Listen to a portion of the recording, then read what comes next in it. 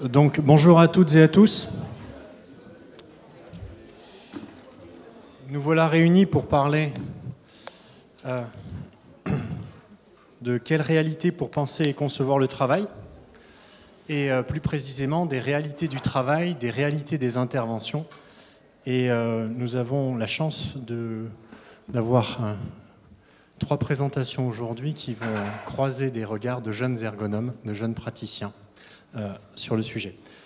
Donc Léonard Querelle, Société Ergonomie Conception, et je suis là au titre d'animateur parce que j'ai quelques activités pédagogiques sur Nantes. Et nous allons passer 1 heure ensemble. Comment les choses vont se dérouler? On va laisser la parole une dizaine de minutes à chacun d'entre eux et d'entre elles. Et puis, vous aurez ensuite une demi-heure pour pouvoir échanger avec eux, leur poser des questions, mais aussi débattre sur les différents sujets qu'ils vous auront proposés.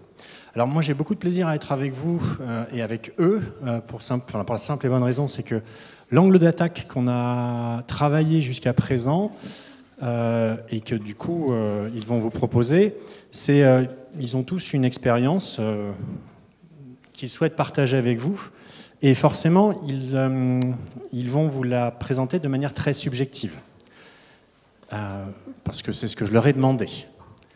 L'idée, c'est de s'attacher à parler de l'activité des ergonomes, pour le coup.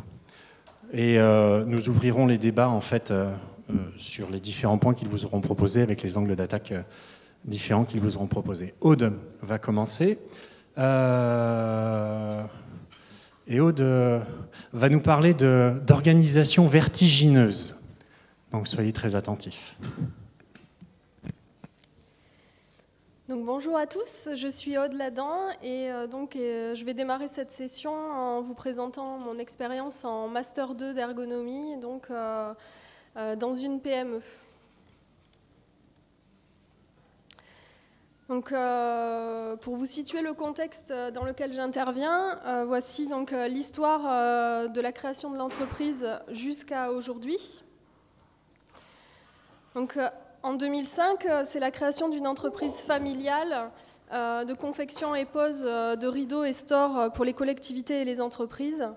Il y a alors un gérant et un salarié. En 2009, le dirigeant crée un nouveau produit et une marque à destination du milieu médical. Il y a alors 10 salariés. En 2012, la marque créée en 2009 devient une seconde entreprise. Et pour gérer en transverse, le dirigeant monte une holding. Il y a alors 2 dirigeants, un pour chaque entreprise, et plus de 20 salariés. Le chiffre d'affaires atteint 1 million d'euros. En 2016, une agence commerciale est ouverte à Paris, tandis que toute la fabrication reste à Nantes. Un nouveau produit de solutions acoustiques est développé sous une nouvelle marque. Et on compte alors plus de 30 salariés et 3 millions de chiffre d'affaires. Enfin, en 2017, quand j'interviens, donc une seconde agence est en cours de création à Bordeaux. Il y a plus de 40 salariés et le chiffre d'affaires est de 4 millions d'euros. Et il est envisagé de créer une 3e entreprise pour la marque de solutions acoustiques. À ce stade, la demande porte sur l'organisation du service logistique qui organise les poses et les livraisons des produits. Il y a des tensions, beaucoup de turnover et des chantiers qui font baisser la rentabilité. Alors, voici rapidement l'organigramme de l'entreprise. Donc, 2 dirigeants pour le groupe. Et ensuite, il y a 4 gros services. Donc, d'abord, le service fabrication qui est scindé lui-même en 2 services, un pour chaque entreprise, et où on va retrouver les services confection, pose et le service logistique.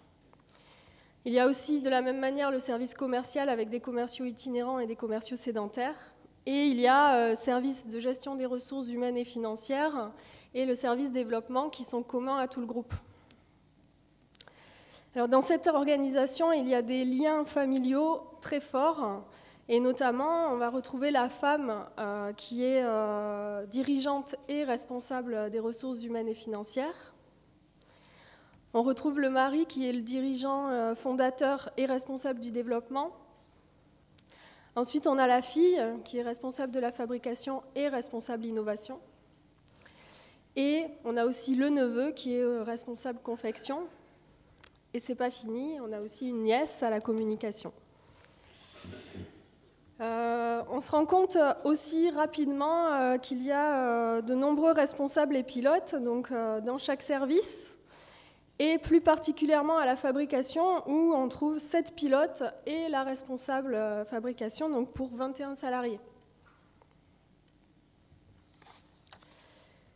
Alors moi dans tout ça, donc, je suis en formation, mes enjeux personnels à ce moment-là c'est d'abord de valider mon stage, mais sans dégrader les situations.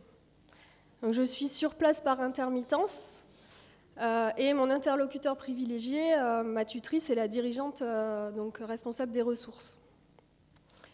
J'ai 10 ans d'expérience en prévention, une formation scientifique, peu de connaissances en sciences humaines et sociales et donc une bonne connaissance des grandes entreprises, mais peu des PME. Et donc, voilà, le décor est posé et voilà comment j'ai été, moi, confrontée au réel. Donc, ma première observation est un chantier de pose de rideaux dans une école avec 2 techniciens. Alors, voici ce qui était prévu par la feuille de route préparée par les logisticiens.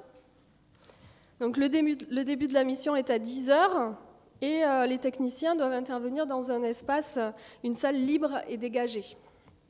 Ce sera donc entre 11h45 et 13h20. Et voici ce qui s'est passé, et la première photo que j'ai prise.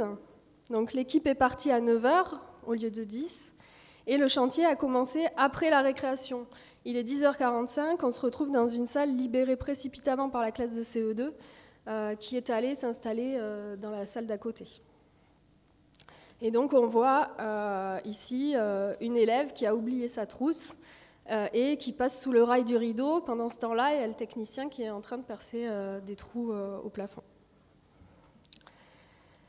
Alors forcément, je reboucle avec les opérateurs, j'échange ensuite de cette situation avec la direction, et moi j'ai l'impression de tenir un petit bout de la ficelle pour pouvoir dérouler un peu la bobine. Et je vais être confrontée à des différences de point de vue auxquelles je ne m'attendais pas. Donc de mon point de vue, avec mon expérience de prévention, mes connaissances en ergonomie, j'observe des conséquences en termes de sécurité, de temps pour libérer les salles, de dérangement des classes, d'espace non dégagé, de décalage sur les chantiers.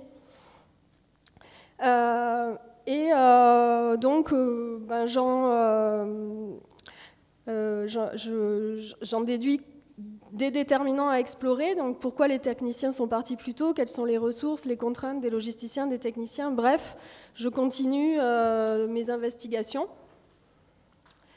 Mais du côté des dirigeants, le point de vue est tout autre, et donc eux, ils vont valoriser certaines conséquences, comme la perte de temps, donc la perte de rentabilité, le dérangement des clients, la sécurité, et surtout, ils vont retenir 2 causes. La feuille de route n'a pas été suivie, et la planification est floue. Alors la réaction est directe et il demande aux logisticiens de détailler à la minute et au kilomètre près la feuille de route des techniciens. Donc vous imaginez bien que cette réaction ne fait que tendre des relations qui sont déjà difficiles entre les logisticiens, la direction et les techniciens. Et ainsi de suite. Donc un autre exemple, je montre que la séparation spatiale des logisticiens a des conséquences donc, sur leur communication, ils communiquent très peu, sur la planification des chantiers, donc aboutit à des plannings déséquilibrés, non concertés et des tensions avec les techniciens. De la même manière, la direction réagit de suite en déplaçant les logisticiens dans un même bureau et sur un des 2 sites. Alors, je vois bien que tout cela a des conséquences directes pour tous les opérateurs de tous les services. Donc pour la confection, qui va éditer les bordereaux de transport sur le site où il n'y a plus de logisticiens? Les logisticiens eux-mêmes sont tout le temps en communication et se retrouvent à travailler dans le même espace. Comment vont-ils faire? Ou encore, où la comptable va-t-elle récupérer les dossiers à facturer? Alors ces conséquences techniques, spatiales, matérielles, ça ne me pose pas trop de problèmes, je peux les gérer. Mais par contre, les conséquences sociales, individuelles, c'est beaucoup plus difficile à appréhender pour moi. Et je vais me retrouver dans un contexte qui va me déstabiliser. L'entreprise a elle-même vécu de nombreux développements qui ne sont pas eux-mêmes stabilisés. Il y a ces liens familiaux qui distordent les interactions, il y a des décisions prises dans des lieux et temps auxquels je n'ai pas accès. Il y a donc ces rôles et responsabilités qui sont flous, et surtout l'entreprise réagit à la moindre information et les situations de travail s'échappent au fur et à mesure.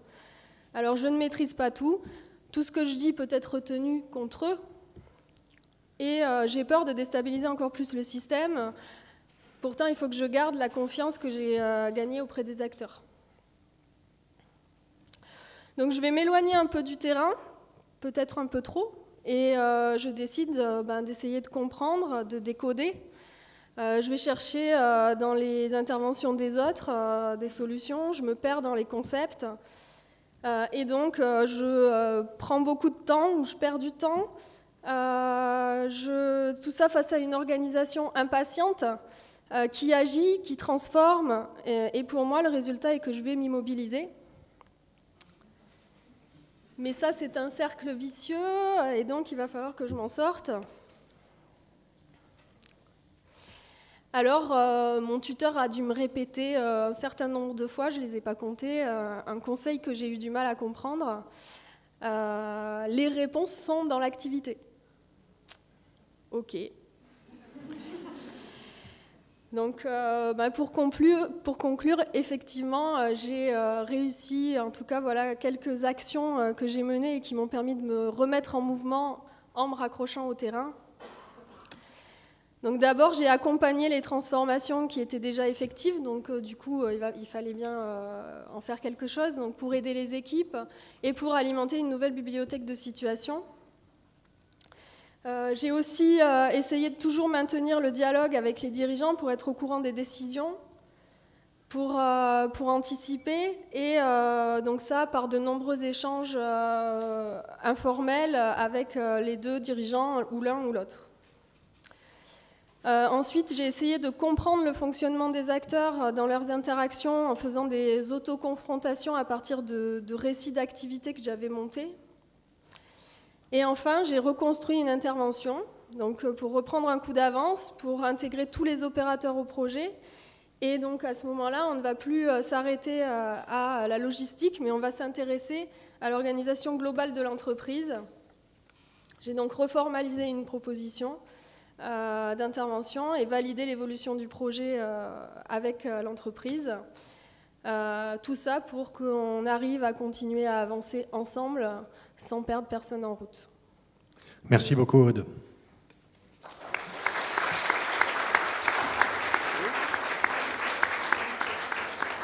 Alors, on va leur laisser juste le temps peut-être de changer de place, puisque on va laisser la parole à Olivier. Vous aurez pu noter à minima deux choses. La sincérité du propos, et que même quand l'intervention est bien avancée, on peut être amené à la reconstruire. Ça fait peut-être écho avec des situations que d'autres sont en train de traverser ou ont déjà traversées. Alors, on va laisser la parole à Olivier, et j'ai pris des notes parce que la phrase que je m'apprête à dire n'est vraiment pas simple, donc votre indulgence, je vous prie.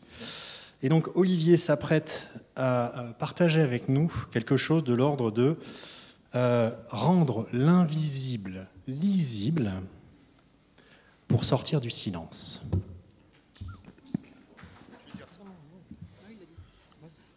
Bonjour. Je sais pas si ça fonctionne. Merci, assistante. Bonjour. Pour ma part, quand Christophe Réal m'a demandé un titre pour cette communication, j'aime bien poser des questions, donc comme d'habitude, je vais poser une question. Ce qui m'oblige à essayer de vous apporter des éléments de réponse. Pour ce faire, je vais m'appuyer sur ce que j'ai fait en intervention que j'ai conduit en deuxième année de master, donc l'année dernière. Donc, comme toute intervention, je suis rentré par une demande. Une mise par une direction d'établissement. Le but, c'est d'être accompagné sur des choix entre réhabilitation et construction. C'est un projet un projet architectural pour un service de restauration. Et il s'agit d'une phase d'intention, donc tout très en amont du projet. En fait, quand je gratte un petit peu l'analyse de la demande, je me rends compte très très rapidement qu'ils ont déjà une bonne solution. Ce sera un restaurant en self-service. Très bien. Donc nous sommes dans une association départementale avec 50 établissements, un établissement de services et d'aide par le travail, donc un ESAT. Une maîtrise d'ouvrage assez classique dans ces organisations, puisque un conseil d'administration, des membres du siège et une direction d'établissement. Donc l'ESAT dans lequel j'interviens, c'est 6 ateliers, 180 travailleurs, 50 salariés et des travailleurs handicapés multi-handicap, donc physique, social, cognitif et psychique. Plus particulièrement, mon périmètre d'intervention, c'est l'atelier restauration, une monitrice et 6 travailleurs handicapés. Donc, au livre blanc de l'association est porté le message qui retranscrit l'esprit de la loi, c'est ensemble de créons l'autonomie. Donc, c'est leur mission. Et c'est également noté que les actes portent le rôle central du travail comme moyen pour porter les gens vers l'autonomie, pour répondre à la mission. Donc, il y a bien une monitrice. Cette monitrice est formée au monitorat, mais non formée à la restauration. Il y a des travailleurs handicapés qui sont pour la plupart analphabètes, qui me disent « moi je suis sensible aux peurs, à l'angoisse et au stress, liés à leur pathologie pour certains ». Pour qui savoir quand et pourquoi faire, souvent ça pose d'énormes problèmes, mais savoir faire, en fait, c'est vraiment pas un problème, ils savent faire. Tout ça fonctionne avec des interactions, inévitablement. Et donc un ergonome en devenir, donc moi, qui me pose beaucoup de questions, comment se comprendre. Je passe beaucoup par l'écrit, ils sont analphabètes, ça va être compliqué. Comment ressortir les interactions, ne pas mettre en difficulté, et une question bête, mais comment faire? Donc j'ai un peu peur, moi aussi, j'ai peur de ne pas réussir. Et dans cette situation, je suis, non pas un peu, mais particulièrement handicapé. Notamment puisque j'ai proposé dans ma proposition de reformulation de comprendre les interactions, ce qui a été validé, pour aider à concevoir. Donc là, comme j'ai un peu peur, je me tourne vers des ressources. Alors j'en ai de différents ordres. J'ai mes pairs qui me disent c'est quoi la mission? Eux aussi, ils aiment bien poser des questions, visiblement. C'est quoi le chemin directeur? Qu'est-ce qui est critique? Qu'est-ce qui fait enjeu du point de vue des opérateurs? Ils me disent aussi que la maîtrise d'ouvrage doit pouvoir se représenter le réel. Qu'en ESAT, l'analyse est forcément double, de la méthode, de la précision et de la pédagogie. Très bien, merci. Je suis content. Ça m'aide beaucoup. Si, vraiment, ça m'aide. Des ressources que je suis allé chercher en bibliographie. Donc, un moniteur d'atelier est un acteur privé. C'est une ressource aux travailleurs handicapés. L'activité de celui qui accompagne est guidée par son CARE, donc autrement dit, c'est le travail de celui qui répond aux besoins des autres. Et l'architecture est l'un des déterminants du travail. Et puis, Martin et Al me suggèrent de rétablir le lien entre intention du projet, conception du travail et projet architectural. Ce qui m'aide aussi beaucoup. Et j'ai des entretiens exploratoires, donc, qui me donnent comme critère de réussite du projet, pour l'ensemble des entretiens, la disponibilité du moniteur, donc 8 entretiens sur 8, des décideurs et des moniteurs d'atelier, puisque pour interagir, ça paraît bête, mais arrive un moment, il faut être disponible. Donc je pars avec tout ce package d'informations, ce cocktail, et je me pose la question, qu'est-ce que je vais faire? Un jour, j'ai un enseignant qui m'a dit, le terrain ne te mentira jamais. Donc effectivement, je lui fais confiance. C'est une de mes ressources, donc je lui fais confiance. Donc j'observe encore beaucoup. Je fais beaucoup de diagnostics, aucun qui est suffisamment percutant pour questionner la question de la disponibilité du moniteur d'atelier pour aider à concevoir l'autonomie ou aider le travailleur handicapé. Un jour, au mois de mai, je vois une jeune femme assise. Et je me rappelle qu'au mois d'avril, j'avais vu ça. Ça me questionne un peu quand même. Je me dis, c'est marrant, c'est la même heure, il y a un mois d'écart. Ça percute, mais pas plus en fait. Cette personne est sourde et muette. Donc quand j'ai la chance de pouvoir mobiliser un interprète en langue des signes française, ce qu'elle me dit, c'est que j'attends pour savoir quoi et quand faire, et qu'elle a un peu peur, effectivement, ça correspond bien au profil, on est d'accord. Je me pose la question, mais au fond, pourquoi le moniteur il se déplace? Donc je retourne le voir un mois après, avec mon plan et mes flèches, et il me dit, mais en fait, non, t'as rien compris, moi je me déplace pour voir, pour savoir, mais ce qu'il me dit aussi, c'est qu'il ne peut pas tout voir. Alors ça, plus le cocktail de mes ressources, un petit peu commencé à digérer, ça fait un effet un peu comme ça. L'espace-temps, la connexion des acteurs, une double observation. Je ne l'avais jamais vu. Donc je décide de mener une analyse double pour questionner ces notions de disponibilité auprès des décideurs. Donc après quelques préalables, le 30 mai 2017, observation double avec un moniteur d'atelier, on s'y met à deux. Je remets mon diagnostic le 1er juin. Donc ça commence à être un peu tendu. Donc chacun son opérateur. On a un même temps, un même existant, mais deux localisations différentes. On se voit avant, évidemment, il ne connaît pas les méthodes, il faut qu'on se prépare un petit peu. Visite des locaux, ça paraît un minimum, on le fait 2 fois. Je partage mes hypothèses, les objectifs de l'observation, la synchronisation sur la méthode, les prises de notes, le timing, etc. Je lui pose une alerte forte, fais très attention au temps d'attente du travailleur handicapé. Et on se voit après, donc résultat des analyses. Et puis, quels sont les apports de cette méthode pour lui dans son métier de moniteur d'atelier? En quoi ça peut l'aider pour continuer à concevoir le travail demain? Et donc, j'ai mis un protocole en place basé sur des observations. On a suivi chacun, cette personne, pas à pas. Des entretiens en situation de travail, des chroniques d'activité minutées et situées, des enregistrements sonores, une traduction sur plan, et des entretiens d'autoconfrontation avec un super dispositif technique que vous pouvez voir ici. Donc j'ai extrait ce temps, ce moment, 12h23 de cette observation, parce que j'ai choisi de le mettre là, parce que je pense que c'est ce qui a permis au projet de basculer. Le travailleur handicapé, il est à la sortie des frigos, c'est une situation à enjeu pour lui.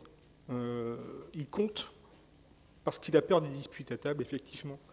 L'un de ces événements critiques redoutés, c'est que s'il n'y a pas le nombre de yaourts, ça génère, lorsqu'il fait le service des yaourts à table, une dispute, c'est inévitable.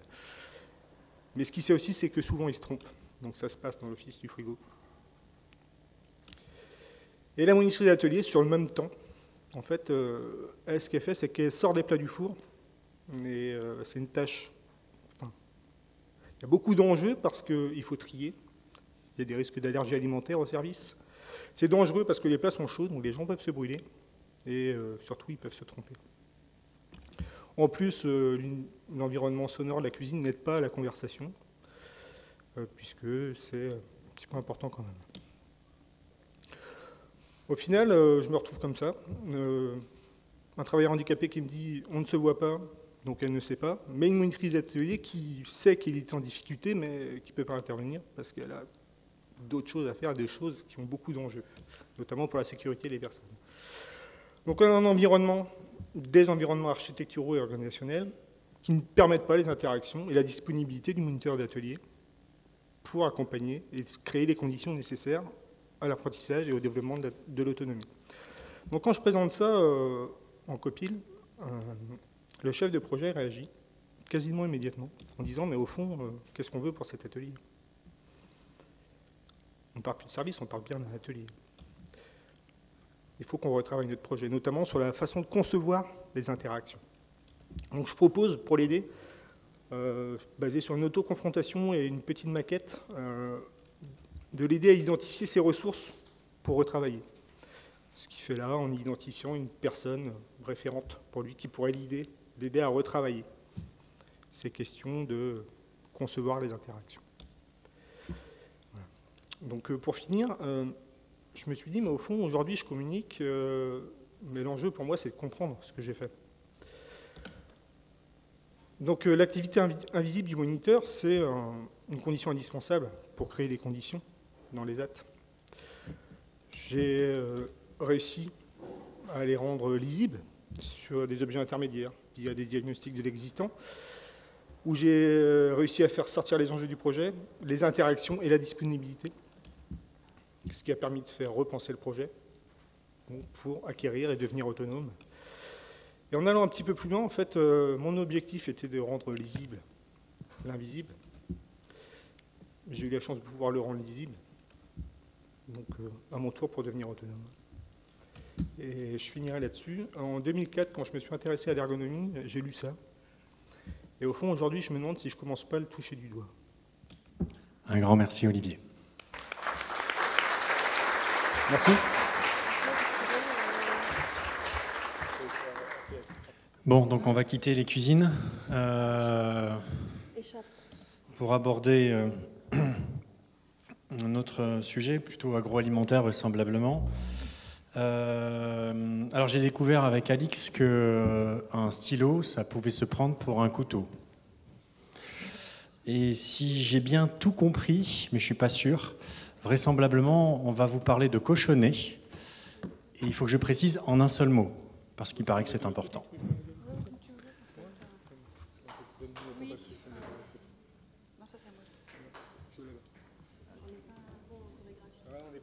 C'est pas grave.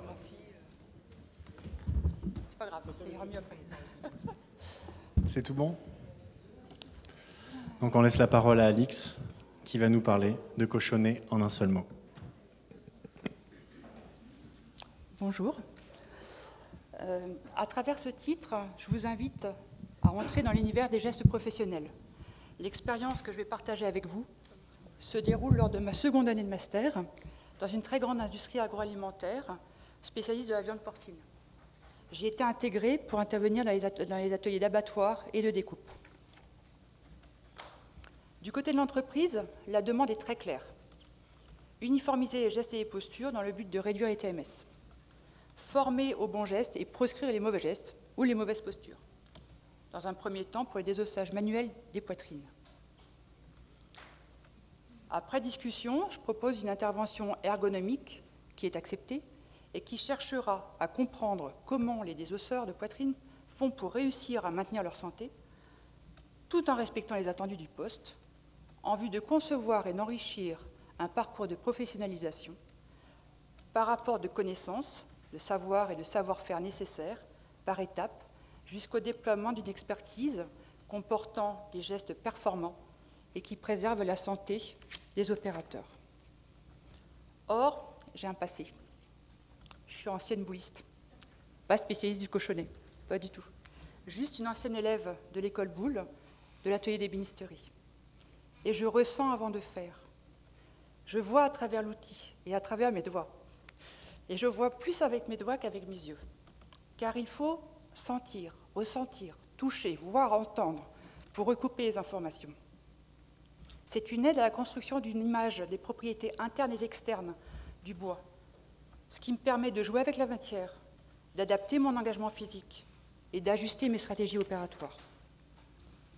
Mais face à ce contexte, en fait, j'avais beaucoup de difficultés à admettre que la valeur du geste n'est qu'une question de rentabilité, que les gestes professionnels ne sont pas une ressource, mais seulement un moyen de produire, que les repères sensorimoteurs ne sont pas connus, donc pas pris en compte, alors que moi je les ai intégrés, ils sont en moi. Alors du coup, je me suis posé plein de questions. Comment en parler? Comment montrer ces repères sensorimoteurs? Parce que pour moi, ils doivent faire partie du parcours de professionnalisation. Mais comment faire? J'ai réalisé une bibliographie pour comprendre la construction du geste professionnel et ses composantes. Ce qui m'a permis aussi d'objectiver que ces gestes professionnels sont les alliés de l'ergonome, car ils sont en équilibre, ils comportent un équilibre santé et performance. Du coup, on oublie les gestes idéaux et on ne garde que les gestes professionnels qui aident à gagner au moindre coût. Et comme les repères sensorimoteurs sont intégrés dans les gestes professionnels, ça me confortait. Pas de parcours de professionnalisation sans eux. Mais du coup, maintenant, comment amener les opérateurs à verbaliser ces repères pour pouvoir les intégrer en formation? En fait, je suis partie de ce que l'analyse de l'activité m'apportait, les déterminants de l'activité. Déterminants en processus de transformation du produit, les températures, les coupes, les tris, les connaissances des propriétés du produit. Un cochon est unique finalement, il n'y en a pas deux pareils. Et les outils et leur utilisation. Ce qui me permettait en fait d'avoir des indications sur les propriétés de la matière et ses réactions face à ces déterminants. Parallèlement à ça, j'avais des verbatims que j'ai utilisés. J'ai exploité, et ils avaient des mots spécifiques qui caractérisaient les propriétés de la matière, qui est un déterminant finalement. Quelques exemples. C'est plus dur à manipuler, à prendre, elle glisse. Logique, la poitrine est grasse, elle est molle. Elle amortit trop, l'effet de l'outil. C'est normal, elle est épaisse. Il y a un frein là, c'est tout à fait logique. Il y a un ligament à cette place-là. C'est souple dans ce sens et rigide dans l'autre. C'est normal, il y a un cartilage et ce sont les propriétés de ce cartilage.